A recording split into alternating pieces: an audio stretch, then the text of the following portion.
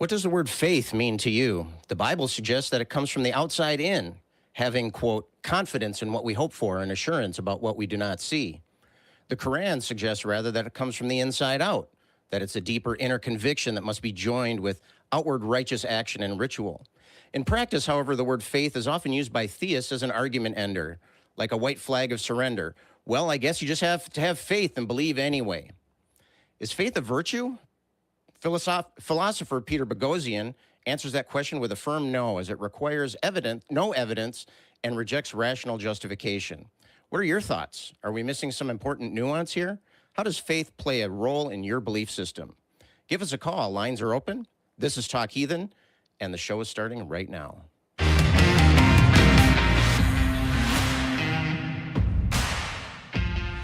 All right. Welcome, everyone. Today is August 9th, 2026, and we want to welcome you to Talk Heathen. My name is Scott Dickie, and I'm fumbling over my words already today, so we'll see how the show is going to work out. But joining me today is my good friend, Jamie the Blind Limey. Jamie, how you doing today?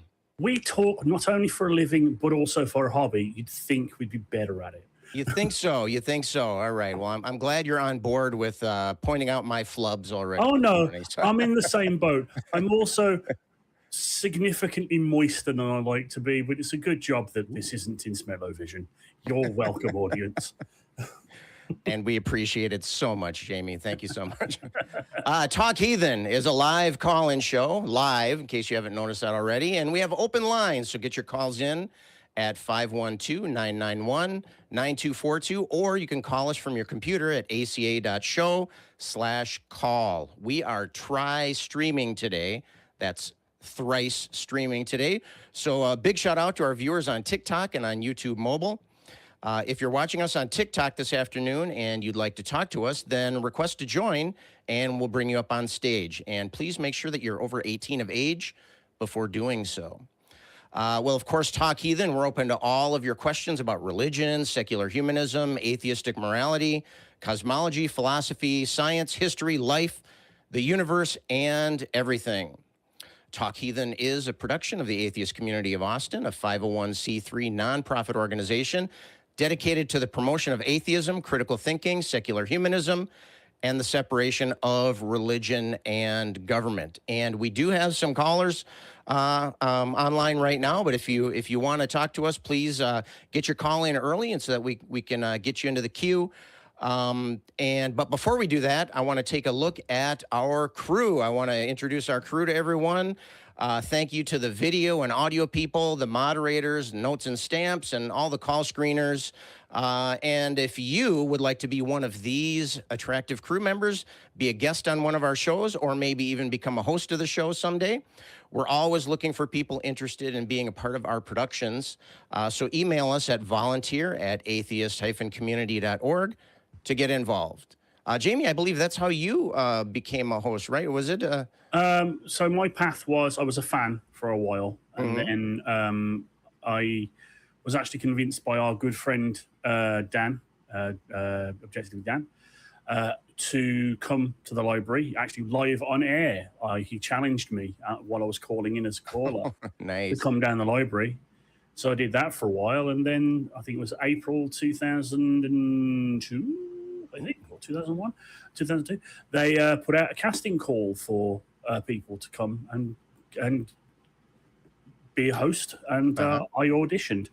Now the path is a little bit different nowadays. We don't really do audition rounds. The best way to get involved if you want to be a host is to start volunteering as part of the crew. You may then sort of ask to be a backup host, so the person in the chair behind, sort of quote unquote behind us, in case something goes wrong with one of our connections, or we become suddenly sick with that explosive diarrhea that's been going around or something. Who knows? Did you have lettuce today? But and then that may lead you into a path of being invited to be a guest on one of the shows, and that can lead to hostdom. We've had multiple. I think Kelly, who was our backup today, Kelly Laughlin, started as a volunteer and a call screener and doing stuff in the background, and just worked his way up to being a backup host and then a co-host, and now is he's the producer of one of our wonderful shows, Truth Wanted. So, you know, the path is there for you to take if you want to do it. Definitely. I think you said you started out as a fan, and I think that's pretty common. I think most of us were fans of the show long before we actually were a part of the show. And but if you're sitting there at home listening or watching to us, and you want to be part of the show in some way, shape, or form, send us an email again. That was volunteer@atheist-community.org. Jamie, today we want to talk about faith, and we actually have a caller online already. I'm going to bring up Donald. Donald is an atheist from Louisiana, looks like. No pronouns given. But Donald, I understand that you have a comment about whether or not you think faith is a virtue. How are you doing today, Donald? I'm doing all right.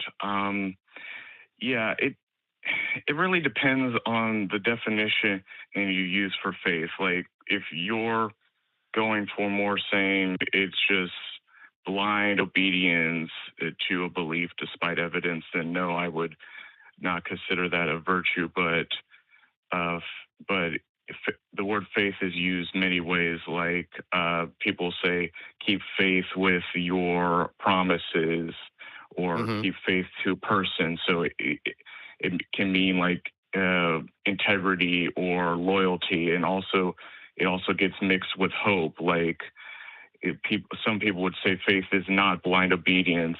Like, right. It's the courage to face the unknown, and it's the hope and belief in the possibility that things can get better, and give the strength to move forward despite the odds. Like, Viktor Frankl has a whole book on man's pursuit of meaning, and describes how people in Auschwitz could survive their experiences because of their belief in God, and were more likely to survive when they worked together through love and for each other, and also in the belief that in their faith, in their religion. So in those ways, if you're saying it's hope, equating it with hope and to survive horrors and suffering, then I would say it is a virtue. But it depends on what definitions you use for it. So yeah, that's a good point, Donald. I think that something that we forget frequently is that language is intended to be a medium for sharing our thoughts, not the other way around. The thoughts define the words that we use. It's not that the words we use define what we're thinking. And so when somebody says faith, when they use that word faith, I think it's important to understand first what they actually mean. And you've shared a couple of a variety of different meanings that might be attached to that word. In your experience, so you're an atheist. I'm assuming that you've had interactions with theists about this subject. Would you say that? Yes. My family believe in God. Just before we continue, do you remember me? Like, we've had talks before. I remember the name, and I remember your voice has a familiar ring to it, but I can't put my finger on any particular call or topic that we might have talked about. Okay, well, I had called basically giving a version of God that I think could work, and we had talked several times about mathematics and stuff. Any of this ringing a bell or no? I think so. Yeah, I think so. Well, I mean, we can talk about that. We can branch off in a little bit if you'd like, but let's put a pin on this, or let's finish up our talk about faith here first, and then we can kind of branch out on that. I have many family members who are Christians, so yes, I've talked a lot about faith with them. So how do they if they bring up faith in a conversation? What do they mean? What do they say they mean? I should say. Okay, most of them would say that something along the lines of belief in Jesus and Jesus's promises, and they also would loyalty and integrity.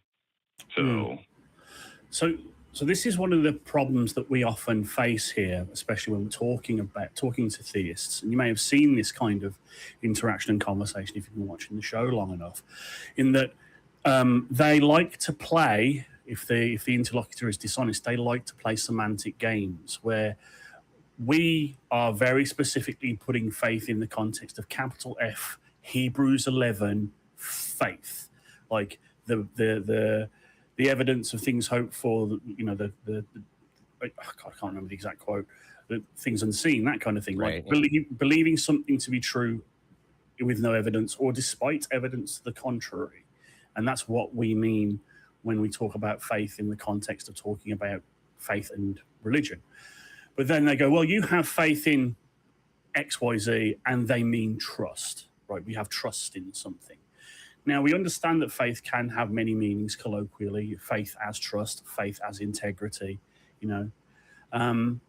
and I have things, and I have almost Hebrews 11 faith sometimes, because none of us are completely immune to rational thought. I do try to have introspection enough, like self-awareness enough, to understand when I am sort of believing something with very little to no evidence, but just believing it because I really want it to be true, which is different to hope. And it's that confluence, or that sort of blurring between the concepts of faith, hope, and trust that causes confusion and sort of friction in these conversations. And as I say, a dishonest interlocutor and an apologist who wants to try and gotcha us will try and play those word games to say that we have faith in science. You need faith in science to believe evolution or whatever. And I'm like, no, I have evidence for evolution, which is why I accept it. I don't believe in it. I accept it because it has been evidenced to be true.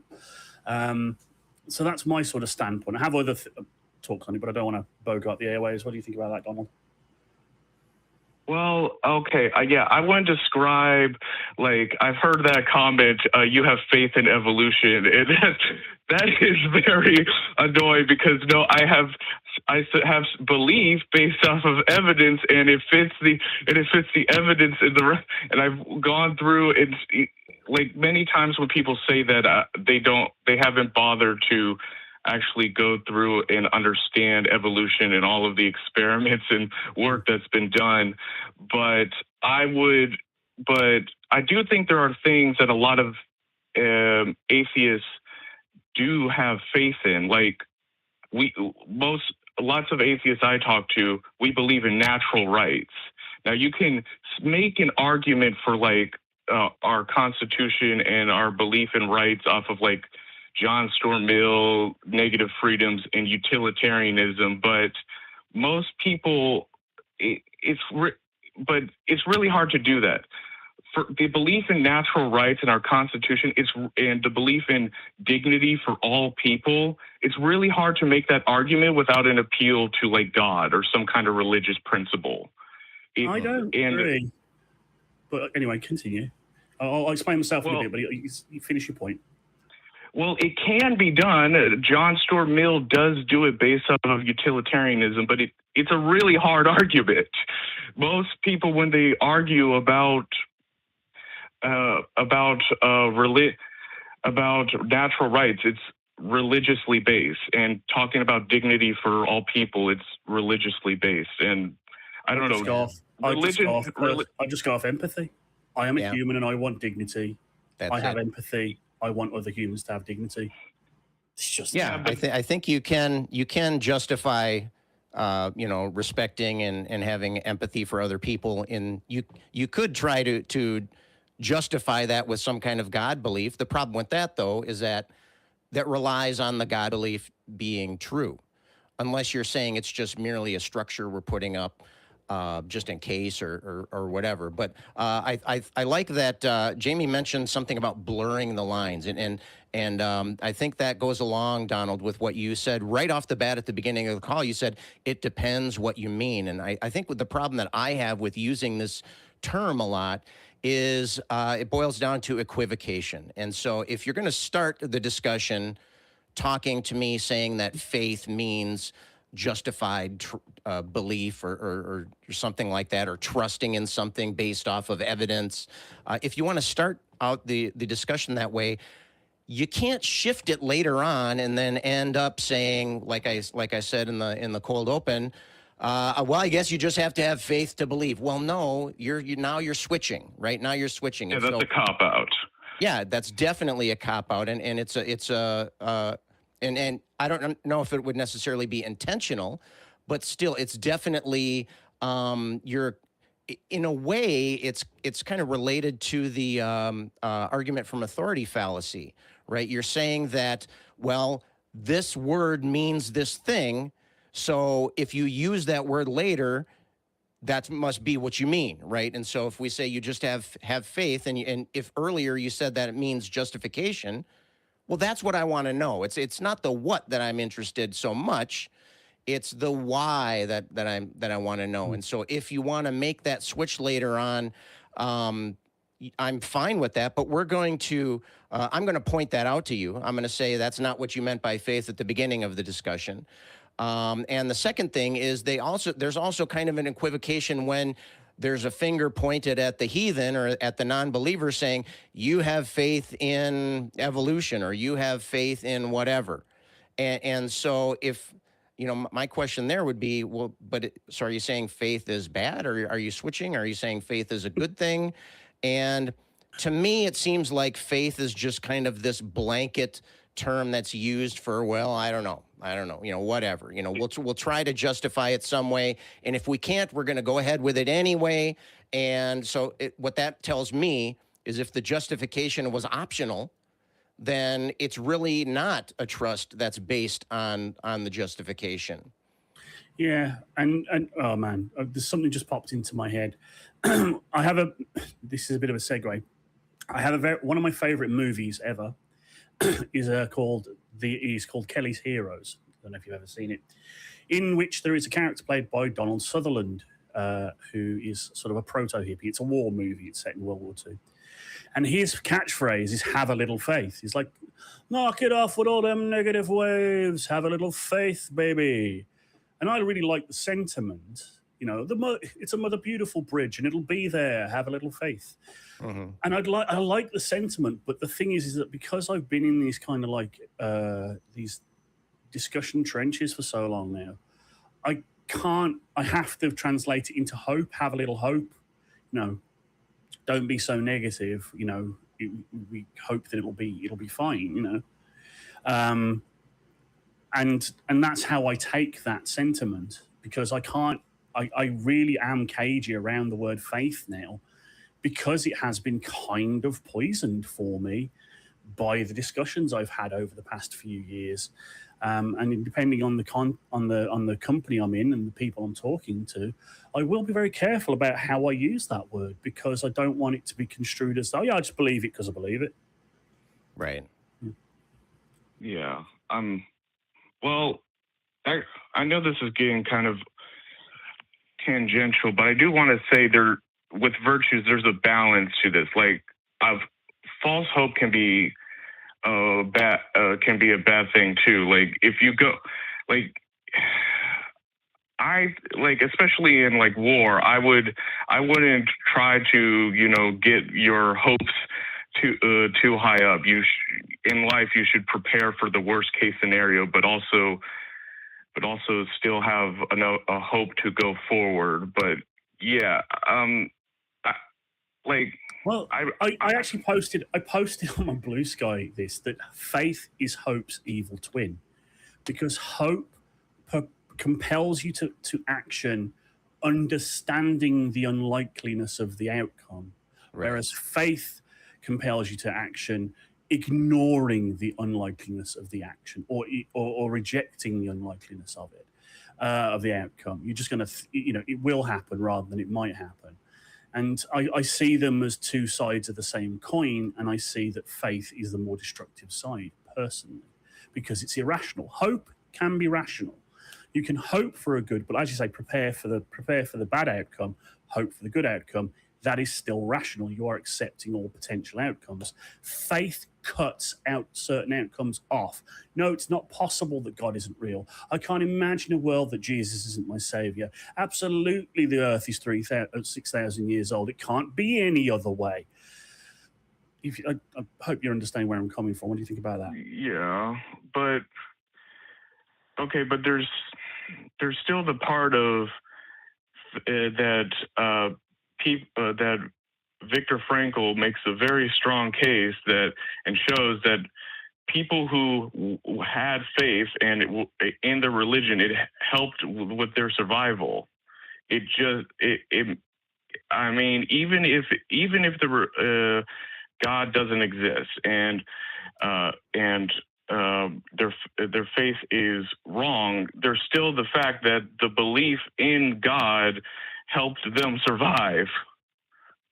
Well, but there we're equivocating again, or possibly, in that there we're talking about faith as an attitude.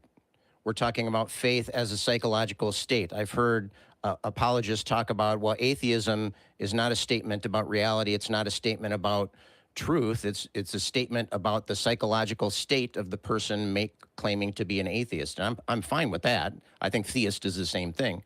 But here, if we talk about faith as an attitude, as a reflection of somebody's psychological state, that's fine, as long as we're clear on that. I mean, when I'm talking about why do you believe in God, if I ask that word, why do you believe in God, I'm not asking about a person's attitude. I'm not asking about your psychological state, unless that psychological state is helping to describe, why you believe that. There's why do you believe it, in an ontological sense. How did that sense of belief come up in you?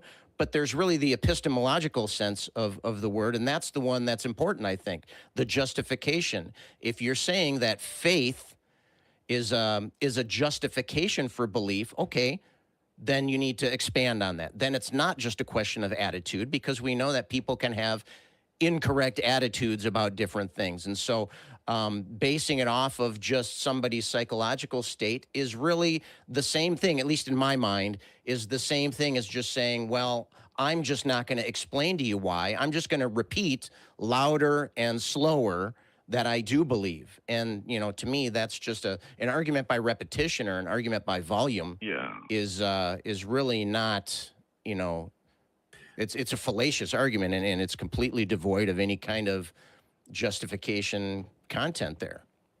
From my experience, for most religious people, I'm not going to go with Buddhism or stuff like, just for like Christians, Muslims, Jews, Abrahamic God believing people, epistemology isn't really important to them. The epistemological reasons, like, they believe this because they hope and they want justice in the universe, and they want to see their dead loved ones again. And so if you try to argue with them on epistemology, they will not engage with the argument. They will just shut it out. It's cognitive dissonance.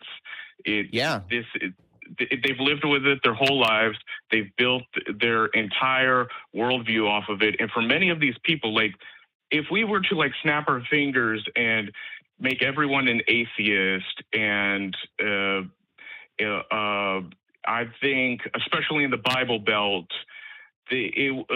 without replacing it with something, people would go insane. They would go towards nihilism, or go towards communism or fascism, and they would just fill that void with something and freak out. It would literally be like a purge.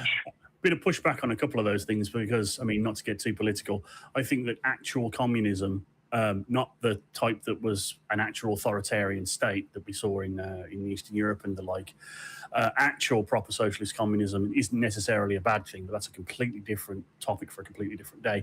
And I am a nihilist. I'm an optimistic nihilist. I don't see nihilism, when properly applied, as a bad thing, because understanding that nothing in the world has any intrinsic value All you have to do is then go, well, it only has the value upon which we give it, Right. either people around me or myself. And what that does is it makes the entire universe my canvas to paint on. Infinite possibilities, no limits. It's fantastic. It's so freeing to know that, you know, my only limits are physics and my imagination, basically. Mm-hmm. Yeah, and Donald, you mentioned you said something that really stood out in my mind, and that was they don't value epistemology, and that's not always the case, obviously, but it can happen often, especially when we hear the phrase.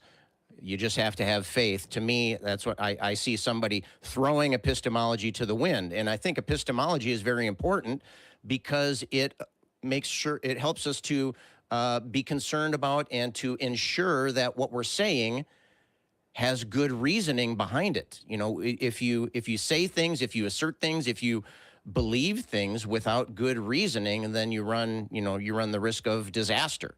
And so I think it's very important to identify if that's the issue. If you're talking to somebody and they don't care about epistemology, well, for one thing, I think you're probably wasting your time having a conversation, because then it's just a matter of who's going to be the loudest and who's going to say their belief the most often, and that really is not a very productive way of progressing that kind of conversation or that investigation or whatever you want to do it.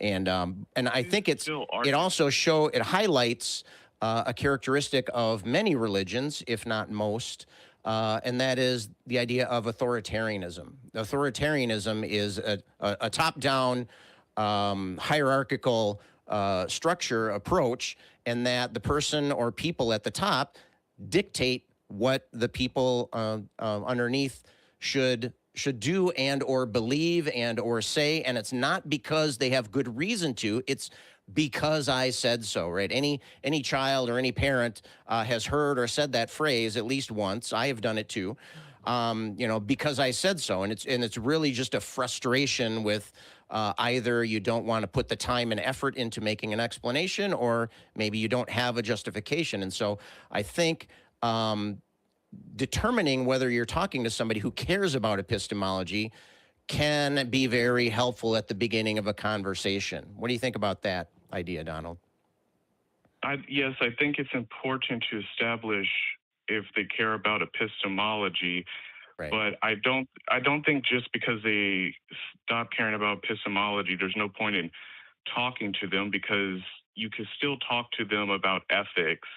Now you're not going to be able to disprove God without, caring about epistemology. But there's other reasons to have the argument. But okay, but I have a problem with, first of all, I'm very anti-communism.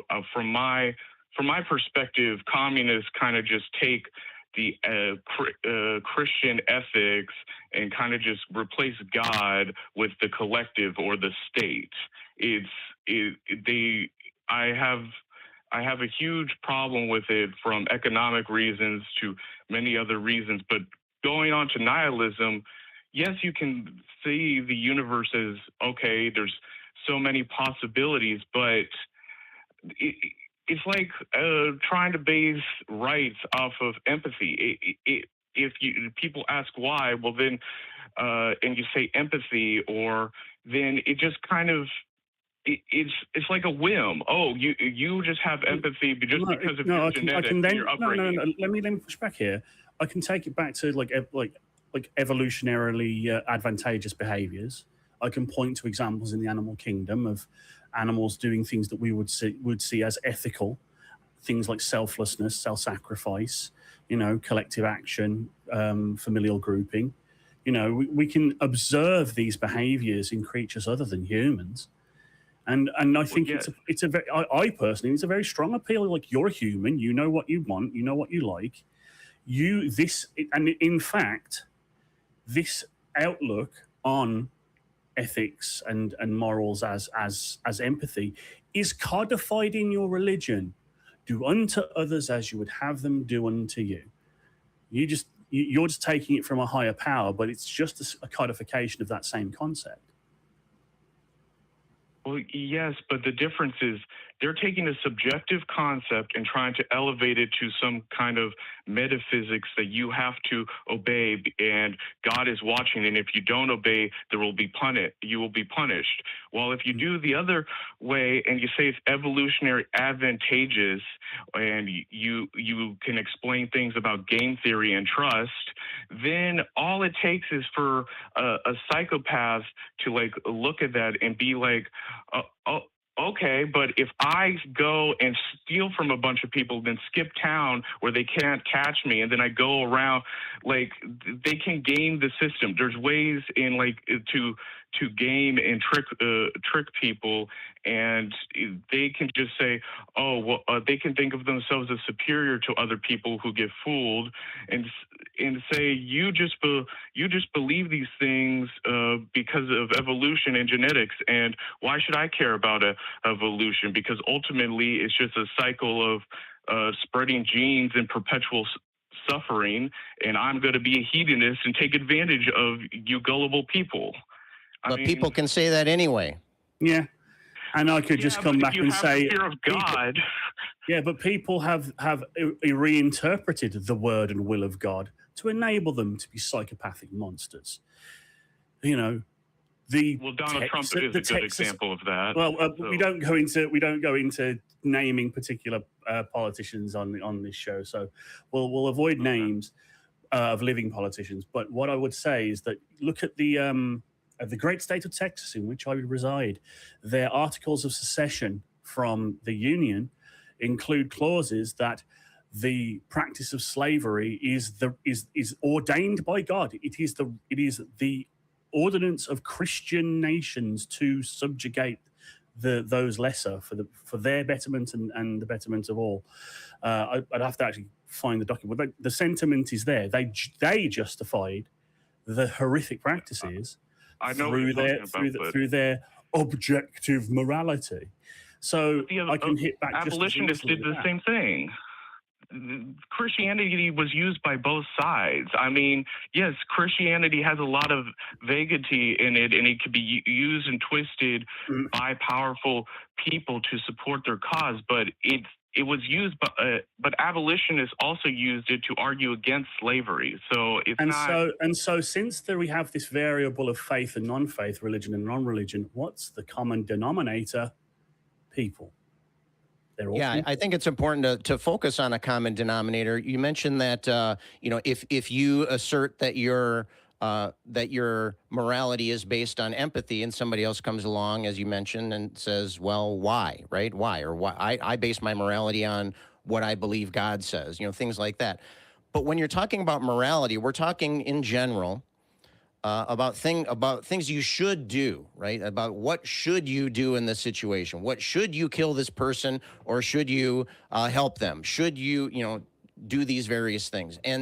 And should really is meaningless on its own. Should has to have a goal in mind, and so when we're talking about morality, my preference is to try to hammer down that goal to begin with.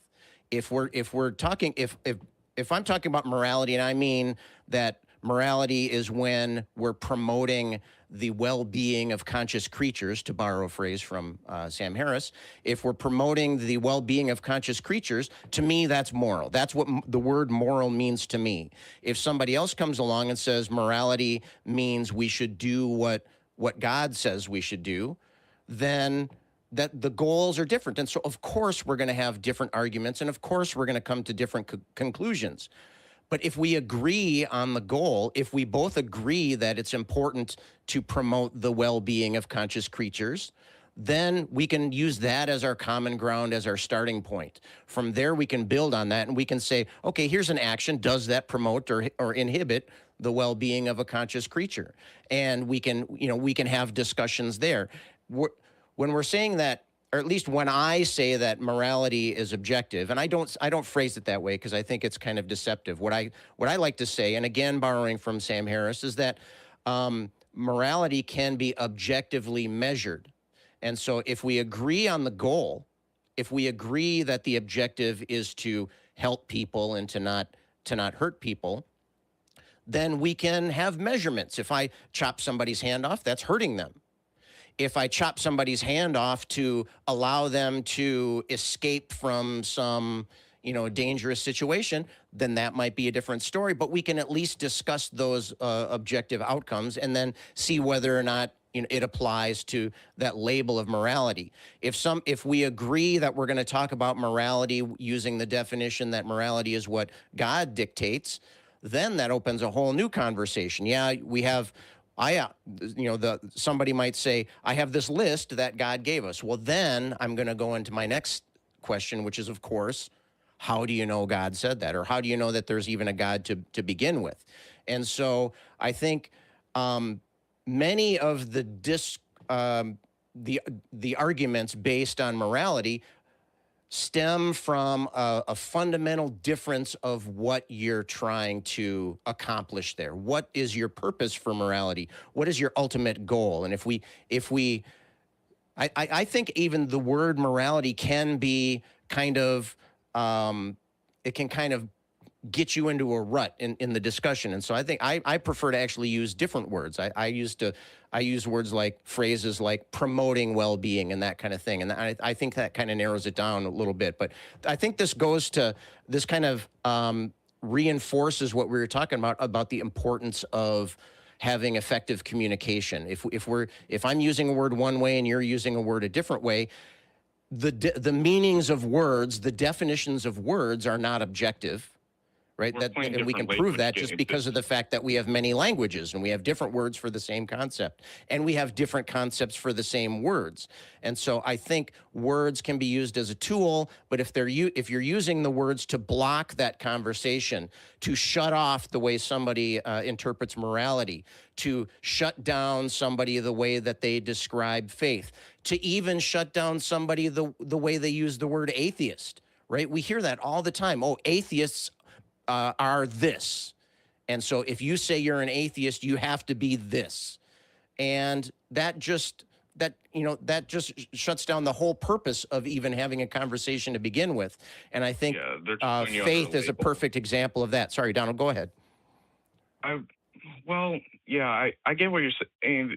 I do very much agree. We have to get our definitions straight before we continue talking. Otherwise, we're playing like different language games, and people will often have like a box of, if you're an atheist, you're this, this, and this, and it's just a way to ignore you. But talking about this, I don't agree that the ultimate aim of ethics should be the well-being of people, because you go with I'm okay with that. Okay, I think you get into like a utility monster problem of, you could have people that are that can have enormous amounts of happiness, but they're essentially useless and they consume vast amounts of resources. And I wouldn't say. Well, we would then balance the benefit that this one individual is receiving to the harm that's being caused to other people.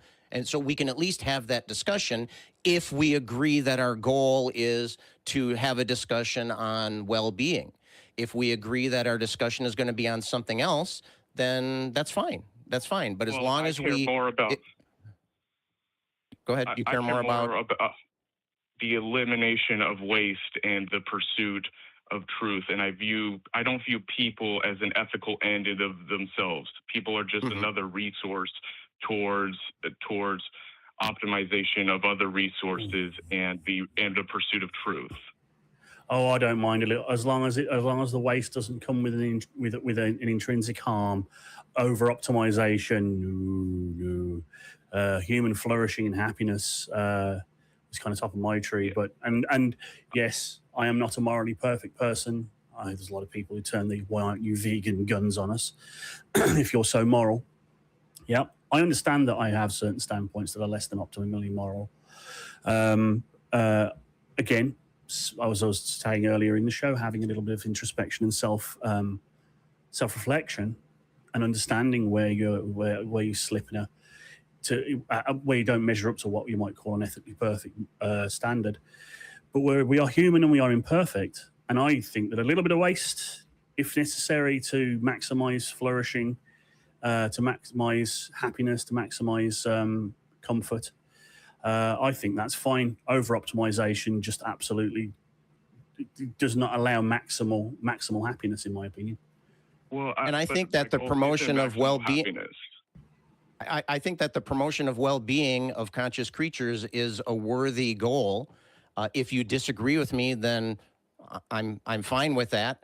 But I think that if we want to talk about that, though, we don't have to call it morality. If you use a different, if to you morality means something else, reducing waste and so forth, then that's fine. We can have, I might not call that morality, or I might say something like, okay, for the sake of our argument, we'll use your definitions today. I do that all the time. I'm fine using somebody else's definitions as long as we're clear on what those definitions are. And so I don't think, Donald, that your disagreement there is really a fundamental disagreement of concepts. I think it's just a disagreement of what words we use to describe those different situations.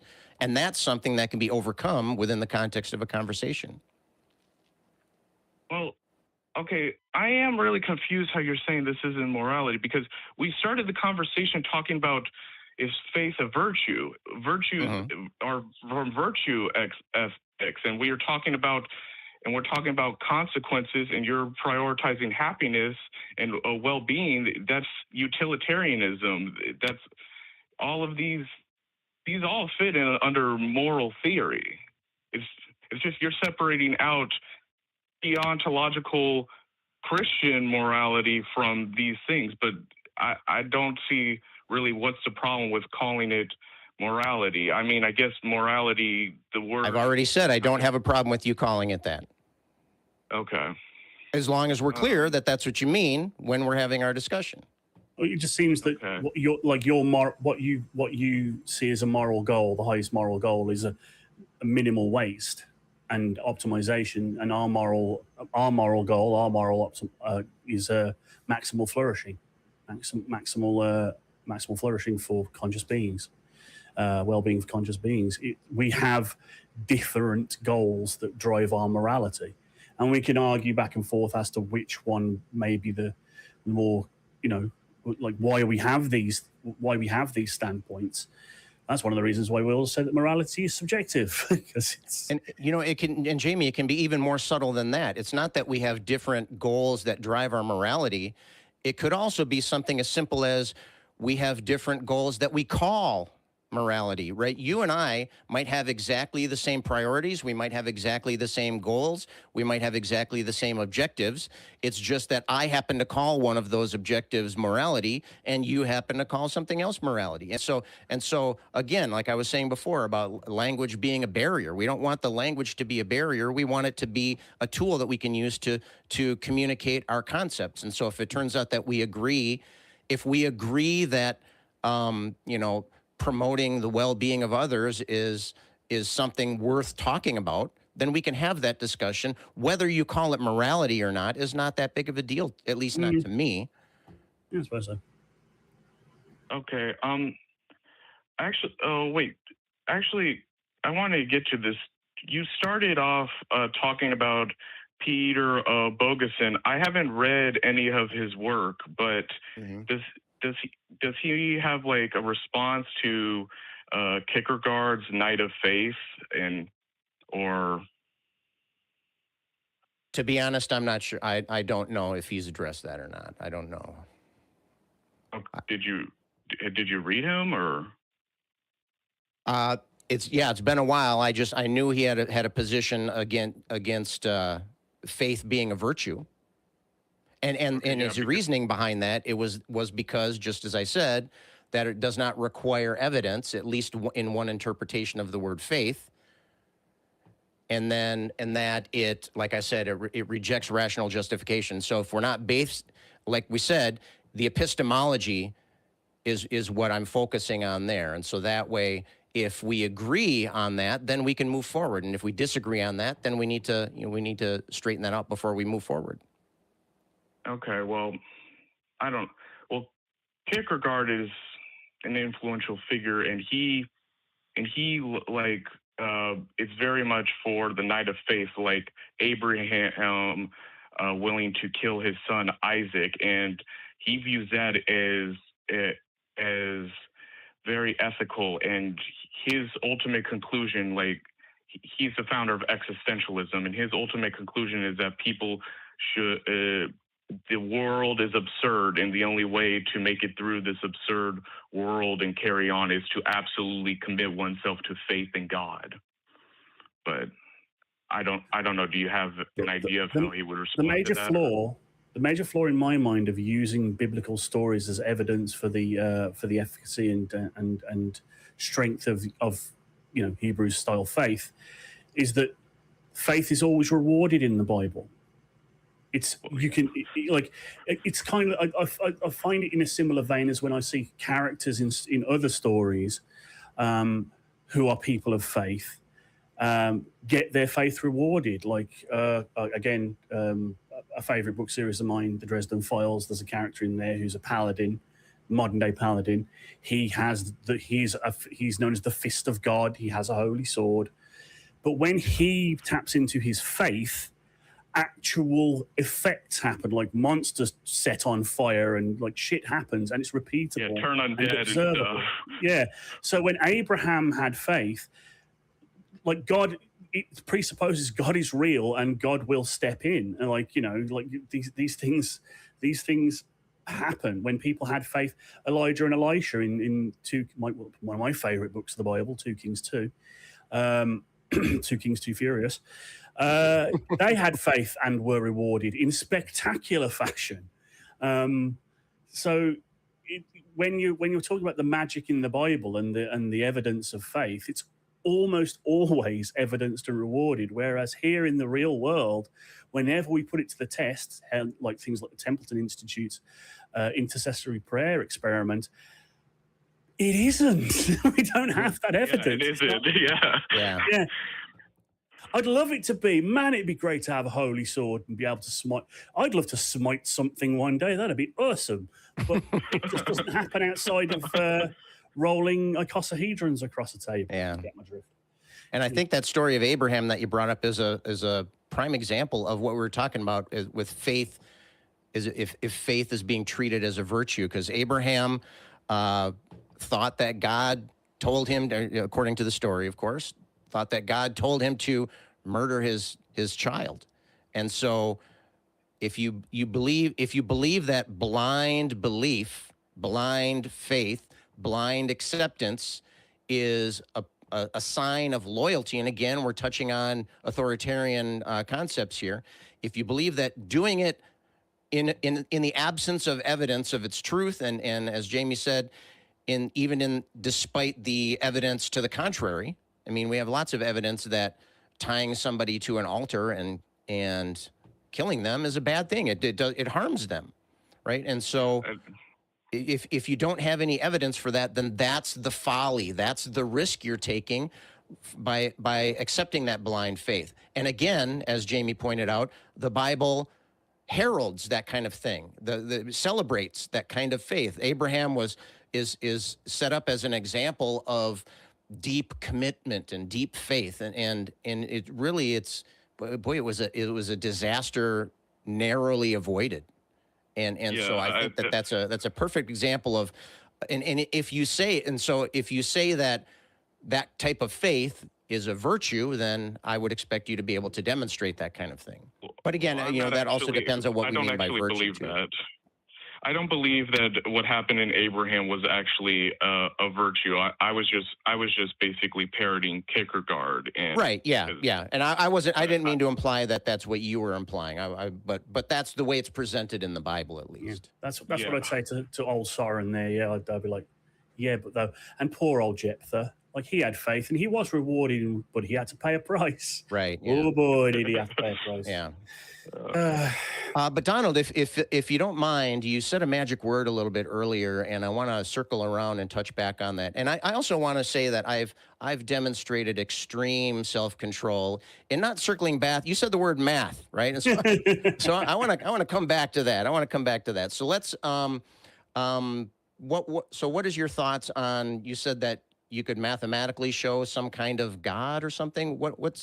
Tell me some of that. Okay. I think it's starting to come back to my memory now. I think maybe you've called into other shows too, like I think AXP or we something. may have spoken Yeah. about it, and I literally said, call in when Scott's here. He's a Oh, mathematician. right, yeah. Oh, yeah. Yes, You called yes, when that happened. Richard was on. Richard and okay, I remember now. Yeah. So refresh my memory on your argument there. Okay, I had talked about several different philosophers, including Immanuel Kant and synthetic a priori and types of knowledge like 2 + 2 = 4 and stuff. And I had talked about about arguments going like a cause that requires another cause, and then there's a first cause and like an unactualized actualizer, and I'm pretty sure we had kind of settled on that because I was just making the argument that I do believe in a thing like the one or an unactualized actualizer, but the difference between me and someone who worships God is I don't believe the one is actually conscious, because I don't think you can have consciousness before time, or how could such a thing use its consciousness to create consciousness, because then that would be a paradox, and consciousness How so? requires.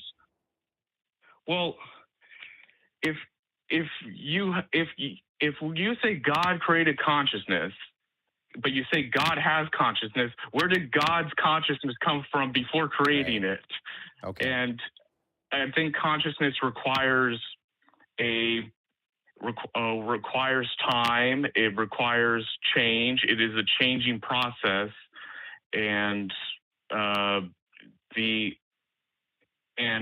makes a subject and object, or something, a perceiver and something being perceived, and that would not be the one. The idea behind the one is its ultimate unity and of all things, and by having a process, and it's unchanging. So if you have a consciousness is a changing process. It's making a decision. You're changing your mind. So I don't think that was mainly the difference. But I was just going on and parodied other arguments of like Saint Augustine and Aquinas about God, and about about there needing to be a first cause, otherwise you'd have an infinite regress of causes and stuff. And that's kind of where the argument. Let's look at that one. Let's look at that one. You said you believed in an unactualized actualizer or a first cause. How do you get to that point? Because I don't believe that. I don't think that logically follows. And so how would you convince me? Okay. Essentially, things have potential, and then they're actualized. Like a book has potential energy on my shelf, and then it can be pushed and fall down, right? Okay. But then you go, well, how did that book get there? I placed it there. How did that come back? You go to like atoms and chemistry, and then you'll go all the way to the Big Bang. But I don't think it makes sense how you can have an infinite regress of causes. If you don't kind of have some hierarchical base, how can there be a distinction between one cause and another? Like, I think you have to have some kind of base. So let's simplify this. Let's simplify it a little bit. I can kind of get the gist of what you're talking about, but let's get a concrete example here. Let's say we have a string of events, A1, A2, A3, A4, A5. And then before A1 was A0, A-1, A-2, and so on. If we have that series of events, each one causing the next one. Okay, so A0 causes A1, A1 causes A2. And then granted, it's a overly simplistic situation here, but we can use this as a way to kind of suss out our differences of opinion here. So what would be wrong with an infinite string of causes like that? Because if you do that, then I don't see how you can have a distinction between A1 and A2 or all of these different causes. If it goes on for infinity, then I don't see how it can even start. It's like Well, it wouldn't have started. It wouldn't have started. We're talking infinite here. We're not talking about something that has started. Well, yeah, but by being infinite in that way, it doesn't make sense to me how you could have distinctions of measurement by being infinite. It just let me ask you this then. I can kind of get what you're talking about there. How would the fact that there was an infinite past, how would that blur the distinction between today and tomorrow? Whether or not we have an infinite past, how can that affect the differences between today and tomorrow? And here I'm treating the events A1, A2 as days in this example. So if we have, how could that blur the difference today? Okay.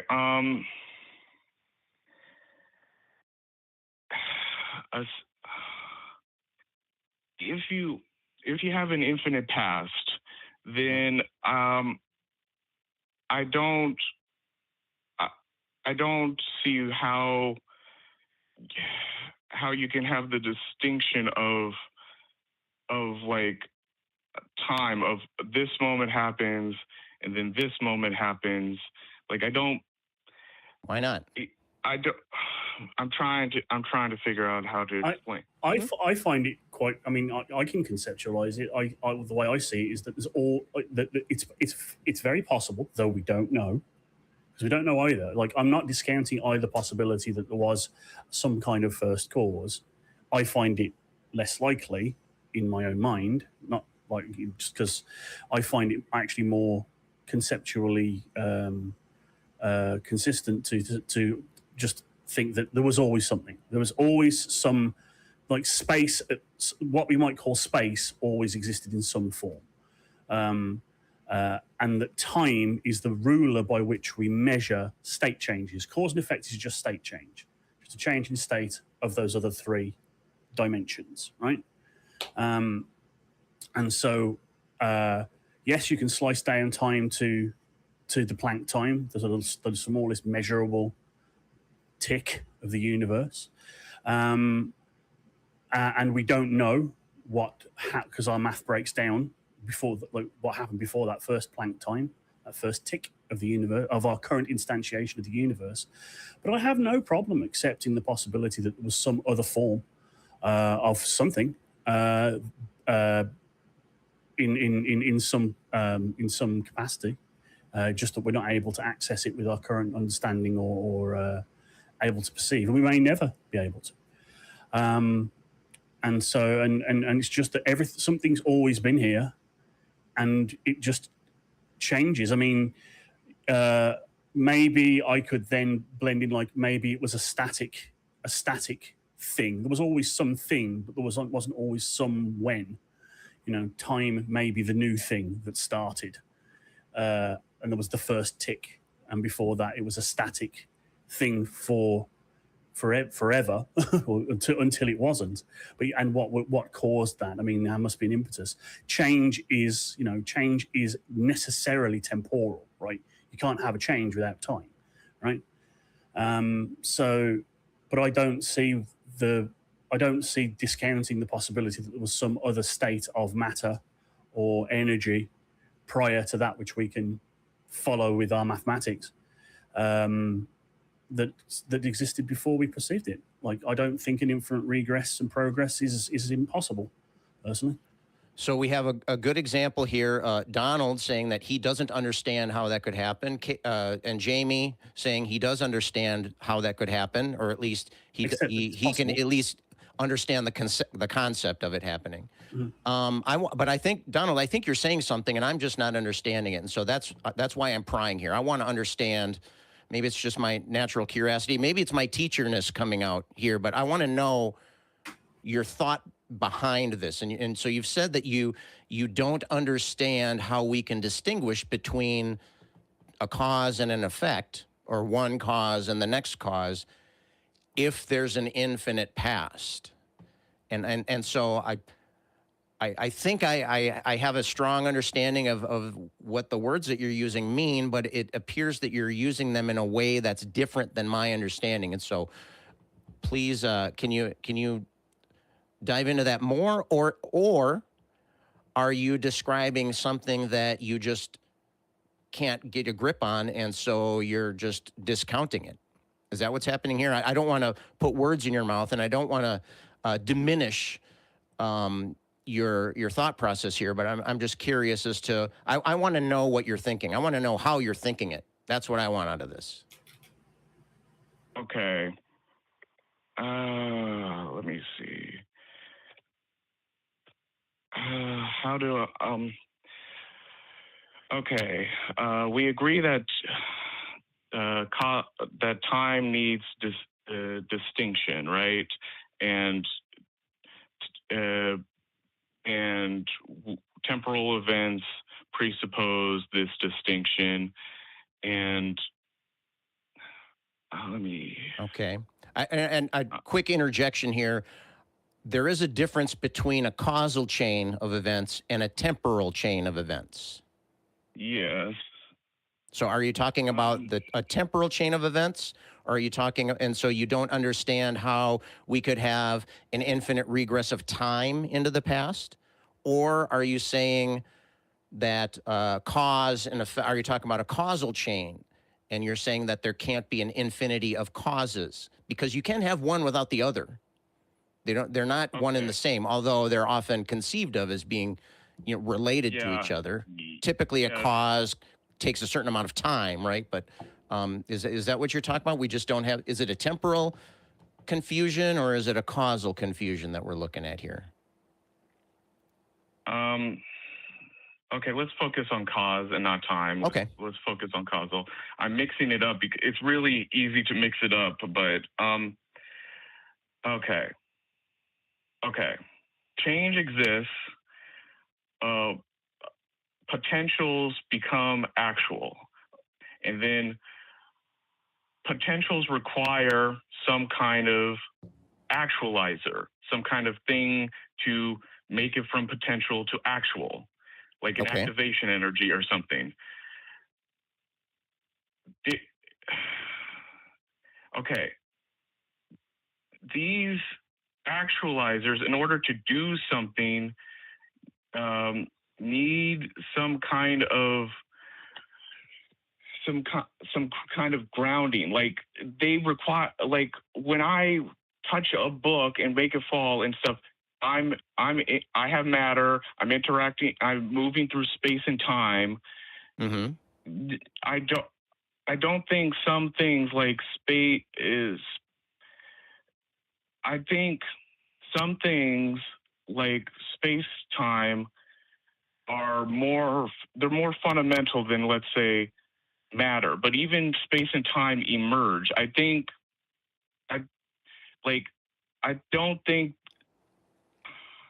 they come from information. There's foundational information, and like, if we take a measurement and and there's no foundational cause, then I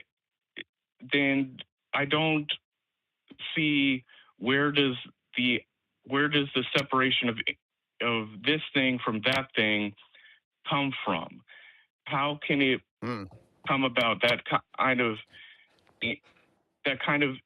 information? If there was infinite cause, then, and there's no ground, then I would think everything would have to be one thing. It would all have to be one unity. It can't. But everything does have a ground. The ground for any particular event in that causal chain is the infinitely long causal chain before it. But that's not a ground. That's just going on forever. It does. How can it? How can, like, we can say in calculus we go to the limit, but that's just an approximation. And there, I believe in, like, there's an infinitesimal amount that you're going to. The limit isn't actually what is true. It's just an approximation to get there. If you were to really go on forever, then how could you have a point? Like, you get into, like, Zeno's paradox of, like, you shoot an arrow, or how does it reach the target if it has to cross infinite distance? Or you have a tortoise and a hare, and the tortoise makes half the distance, it makes another half the distance. Right. Yeah. So we know we can move, though. We know we can move, so we know that Zeno's paradox is false. But I think that means that there has to be a smallest distance. Otherwise, we wouldn't be able to move. I don't think things can go on for infinity. Otherwise, we wouldn't have distinctions, and we wouldn't be able to move. We wouldn't be able to make measurements. Okay, I think I see what you're talking about here. So tell me if I'm on the right track here. You're saying that if we allow for an infinity of causes in the past, and it might not be the past that you have the problem with. You're saying if we can take a transition from one event to another and break it down into more pieces, right, into more steps, and there's no bottom as to how far we can break it up into steps, right? Yeah, there's no ground. It's like a ladder without any grounding to be on. But we can already look at it this way. I mean, we can look at it and think of a number line, right? A real number line. You pick any 2 points on that number line, there's going to be an infinite number of points between those 2 points. There still are different locations on a number line. One is still not equal to 2, despite the existence of 1.5 and 1.1 and 1.01 and 1.001, et cetera, et cetera. You know, just the existence of those intermediate steps does not change the fact that there is a difference between 1 and 2. In fact, the existence of those intermediate points prove that 1 and 2 are, in fact, different. Well, no. You are imagining in a number line, and then you say it can go on from left to right to infinity, and in between 1 and 2, there's infinite many numbers. But you haven't actually. You're saying that, but you haven't actually conceptualized infinity because it takes infinite steps to conceptualize true infinity. You haven't. The number line is just a conceptual thing. Well, and you haven't done. It's not real because you haven't fully conceptualized infinity. Donald. Yeah. Yes. There may be parts of these concepts that we cannot currently grasp or may never grasp.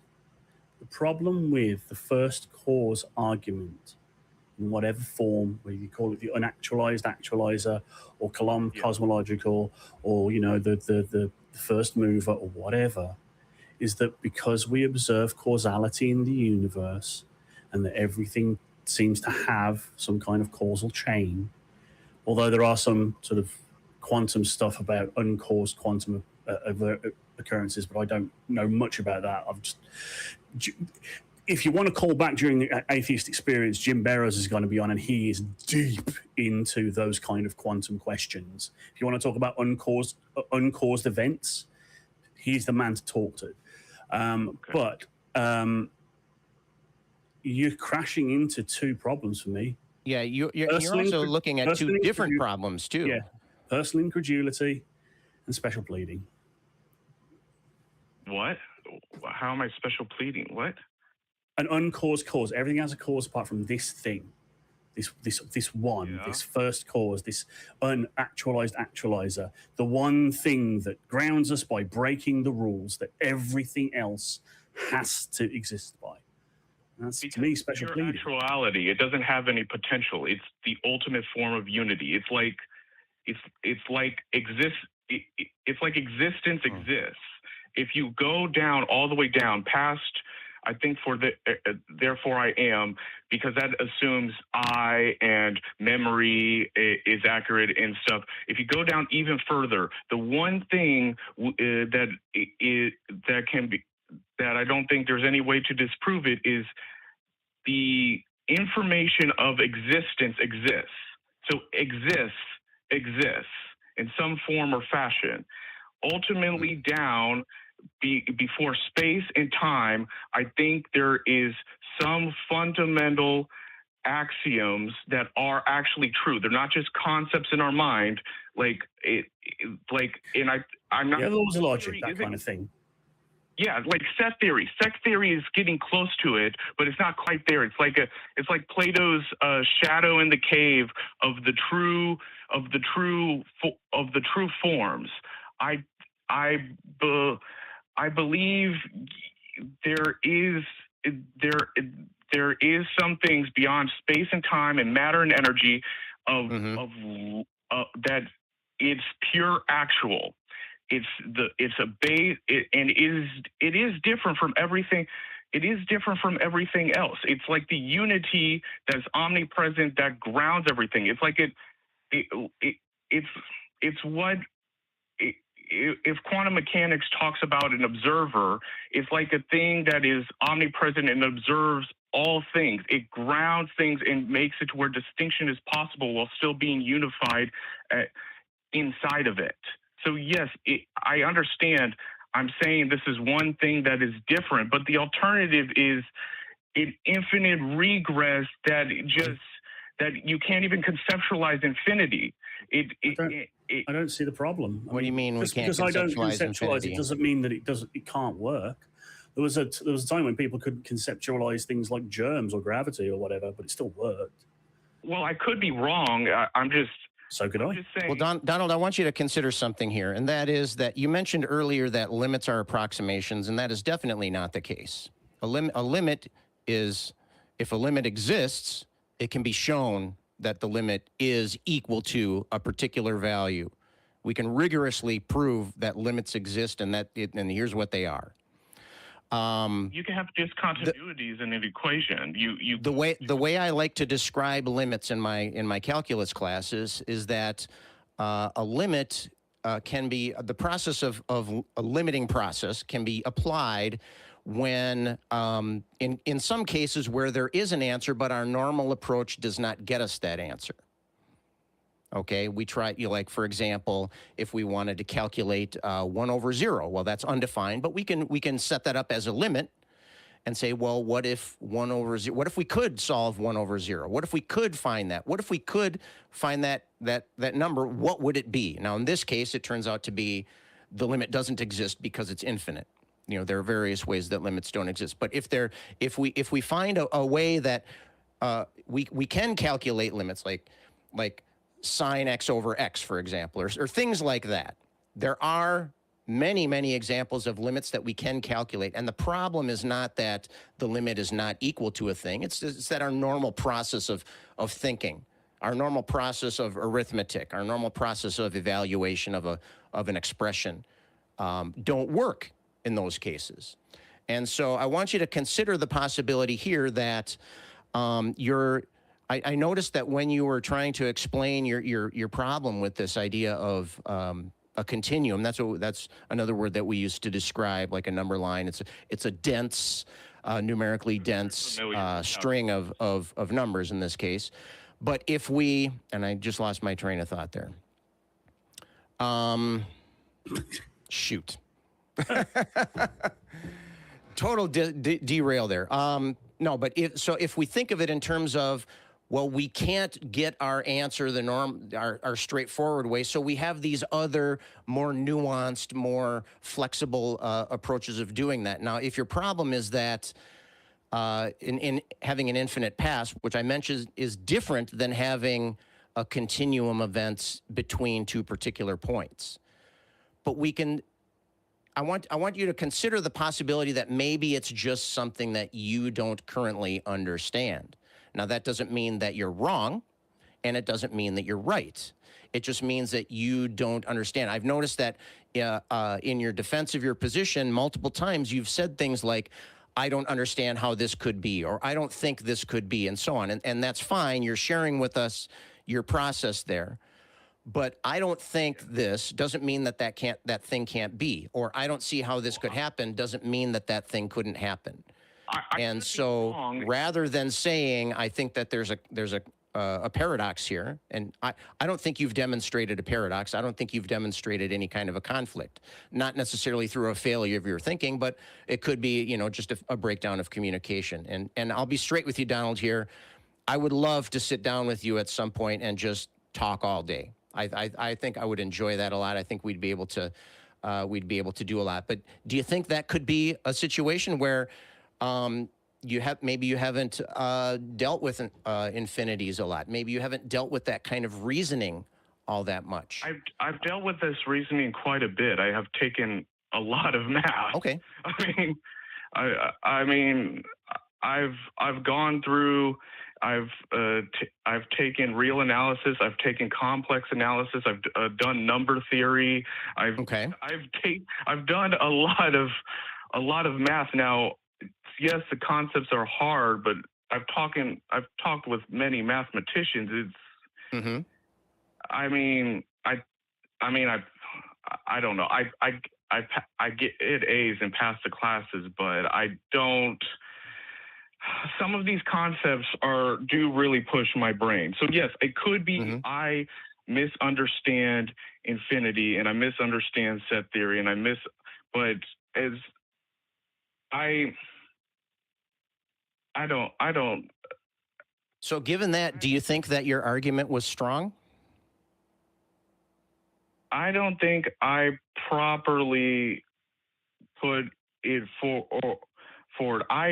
My argument, I don't think is fundamentally a proof. I just think the alternative has more arbitrary assumptions than an unactualized actualizer. So okay, well then I think that pointing out those arbitrary assumptions would be helpful. But my question was, do you think your argument was strong? The argument that you gave today, do you think that argument is strong as presented? No, I don't think I presented it well enough. I think it was kind of more of just a loose conjecture rather than rigorous. I would like to talk with you again and try again, but yes, I am definitely struggling with the concepts. It's very... Yeah. I think what Scott said about trying to point out the issues you have in the counter argument of what are the arbitrary assumptions that you make? What are the problems? What are the actual problems that you have with the idea of an infinite regress? Would be helpful. I would like to take a quick side note to anyone in the audience, especially any theists calling in here. What you have just witnessed is called intellectual honesty, and is really cool, and it's what we want to see in these conversations. I'm absolutely fine. I desperately want to understand your standpoint, Donald. I really, really do. And I would take as much responsibility on my own mind as not understanding things as much as you may not being able to explain them in the way that I'm able to grasp onto at the moment. We may have conversations again in the future on this. I seek to understand more than argue, and seek to be understood rather than to be validated. Person. It's what I try and do with these conversations. So I really would like to I'd like to be able to steel man your argument. I'd like to be able to argue your side of the argument, at least from a rhetoric standpoint, just to know that I understand where you're coming from. That'd be my objective in these conversations going forward. Yeah, and I think that's a worthy objective too. I think, and that can be separate from the idea of the objective of looking for the truth, right? There are a couple different reasons that people could be having a discussion. One would be to let's figure this thing out, and another one would be let's figure out where you're coming from, or I want to understand you, you want to understand me, and I think that's a worthy goal, and so that can be valuable as well. But again, I want to reiterate and everything that Jamie just said. I think that that your call has been. I know that you're an atheist, but you are openly engaging with many common theist arguments, and you're trying them out. You're asking, show me the money, show me the work, right? And I think that's a good thing. And I think that, and I'm not saying that I've proven that the past could be infinite, but I think that if we approach this with an open mind, and like you have as well, Donald, and if we approach this with an attitude of curiosity and an attitude of desire for the truth, I think that is worthwhile. And even though, like I said, you're an atheist, I'm an atheist, we're two atheists talking about this, I really appreciate the honesty and openness that you've used and demonstrated here, and the curiosity that you're showing in examining these arguments from believers. I think that's very admirable, and I appreciate that. Okay. Well, yes. I also thank you for talking with me. I also will extend. I believe you're trying to come to the truth as well, and I mean, we are arguing, but it's not. It's a cooperative thing. It's trying to examine our premises and our logic, and trying to and trying to acquire new knowledge and come to truth. And that's I do like that. That's much better than someone going and saying, just dismissing you or saying, oh, well, you have faith in evolution and won't even bother to read a book on evolution, no matter how many times you give it to them. Right. Yeah. And I really would say that if your noodle ain't cooked upon talking to us for an hour, and you've got the stamina for it, maybe take the next hour or so to maybe reformulate how you would explain your standpoint. And yeah, call back in at 4:30 when Jim Barrows is on, because if you want to talk about uncaused stuff and quantum, that man knows more about that stuff than I have forgotten. He's forgotten more about that stuff than I will ever know, and may be able to sort of have a different look at your arguments for a first cause and give a perspective. So yeah, but yeah, thank you very much for an entertaining and enlivening and interesting call. Even though, again, I'm still not currently convinced of your standpoint. I would love to understand it better, though. Yeah. So Donald, thank you for the call. I think we're going to have to wrap up the call. We're just about at the end of the show here, and I wanted to make sure that we get a chance to talk to Kelly for a little bit here. But I just want to restate something that you said there, that we're having an argument. And one of my favorite quotes from any philosopher ever was from David Hume. He said, "Truth springs from argument amongst friends." And to me, that means that if when you're talking with friends, you're open-minded, you're not feeling vulnerable and not feeling that you need to defend yourself against attack.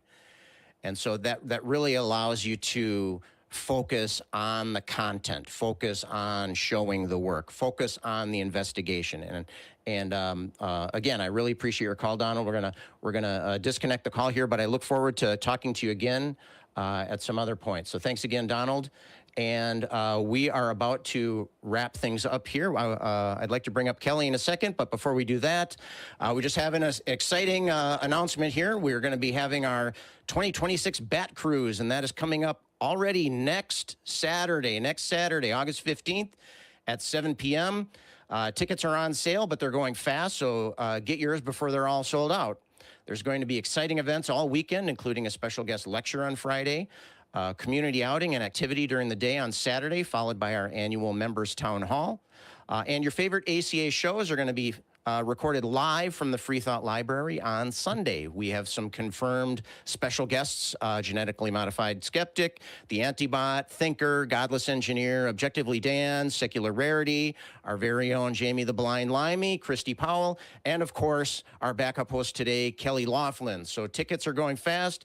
Make sure you get yours now at aca.show/Bat Cruise. And sadly, I will be unable to attend the Bat Cruise this year, but I'll probably be back next year. So Jamie, I understand you are going to be ready for challengers at the Bat Cruise. So if anyone, I don't know whether I might get in trouble for saying this as well. I actually know what those activities on Saturday are going to be. I believe that there is going to be some sort of scavenger hunt being organised, and potentially rock climbing. So fun activities to be had. All right. And then the cruise itself, which is fantastic. But me, I have recently gotten into the game Magic the Gathering Commander format. So if anyone is coming to the Bat Cruise and is interested in maybe throwing down some cards for in the downtime between activities, we have tables and chairs at the Free Thought Library, which are large enough to accommodate such things. And of course, there's always after hours shenaniganery going on at pubs and clubs. So I'll be packing my decks and playmat. And if anyone wants to sling some cards, I will be always happy. All right, the gauntlet has been thrown. The gauntlet has been thrown. Let's bring up Kelly, who is our backup host today.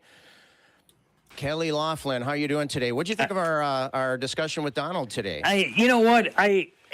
I have mixed feelings about it. I thought it was cool because we explored a whole bunch of different things, and it was actually it seemed like a fairly productive call, and Donald was really pleasant to talk to, and right? I mean, it wasn't a bad call at all, but I'm not honestly sure where the whole thing was supposed to be going at. I wasn't sure what point Donald was trying to make.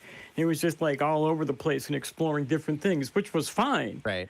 I just thought he had called in to make a point, and I wasn't sure what that point was. But it was a good call otherwise. And Jamie, if you want to play some real Magic the Gathering and not some Commander crap, I would love to play you with a 60-card deck. I'm going to have to draft. So that means I'm going to have to draft a standard deck. Okay, I guess I'll do that then.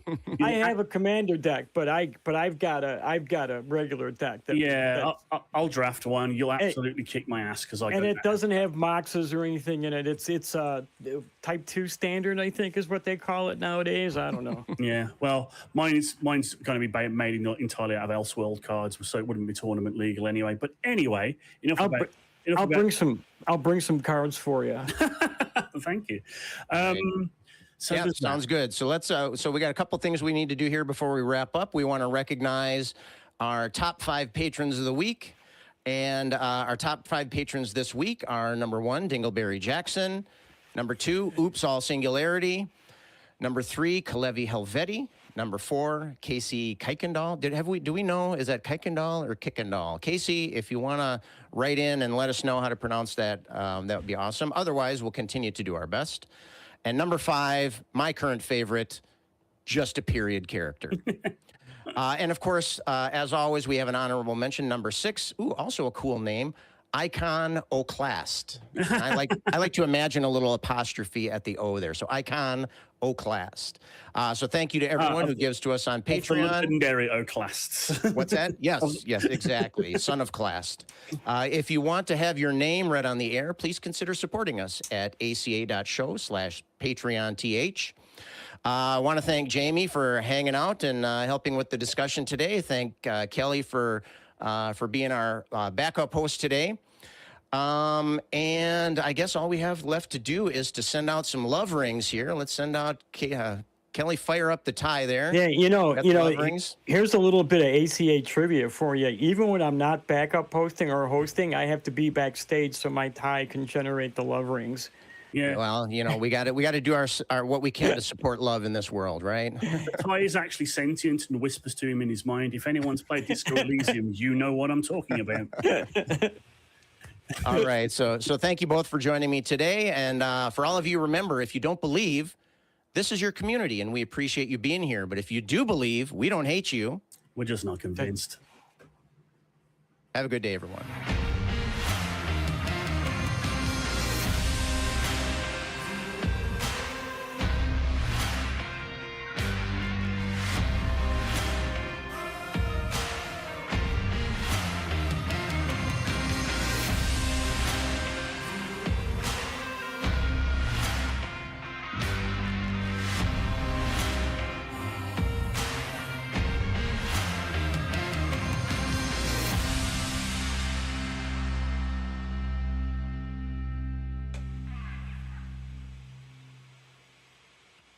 We want the truth, so watch Truth Wanted live Sundays at 2:45 p.m. Central and call into the show at 512-991-9242 or connect to the show online at aca.show/call.